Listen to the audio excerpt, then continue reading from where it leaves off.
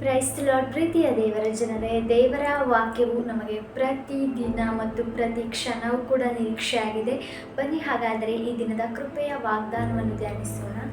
ಲೂಕ 7:50.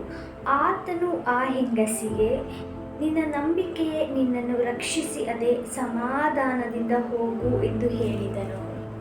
ಪ್ರಿಯ ದೇವಜನರೇ, ಈ ವಾಕ್ಯವನ್ನು ನಾವು ಗಮನಿಸುವಾಗ ನಮ್ಮ ನಂಬಿಕೆಯನ್ನು ಕುರಿತು ಈ ವಾಕ್ಯದಲ್ಲಿ ನಾವು ನೋಡಬಹುದು. ಪ್ರಿಯರೇ, ಸತ್ಯವೇದದಲ್ಲಿ ನಾವು ನೋಡಬಹುದು, ಕ್ರಿಸ್ತನಲ್ಲಿರುವ ನಾವುಗಳು ನೂತನ ಸೃಷ್ಟಿಯಾಗಿದ್ದೇವೆ ಎಂಬುದಾಗಿ.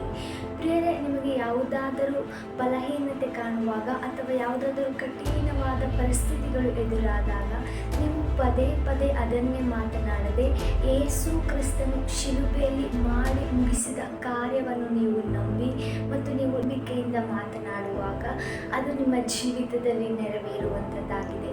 ಪ್ರಿಯರೇ, ಯಾವಾಗಲೂ ಕೂಡ ಕ್ರಿಸ್ತನಲ್ಲಿ ನಂಬಿಕೆಯಿಂದಿರಿ. ಆತನೇ ನಿಮ್ಮನ್ನು ಎಲ್ಲ ಪರಿಸ್ಥಿತಿಗಳಿಂದಲೂ ಕೂಡ ಹೊರಗೆ ತಂದು ನಿಮ್ಮನ್ನು ಉತ್ತಮವಾಗಿ ನಡೆಸ್ತಾರೆ ಮತ್ತು ಆತನ ಒಳ್ಳೆಯ ತಂದೆಯಾಗಿದ್ದಾರೆ. God bless you. ಆಮೆನ್.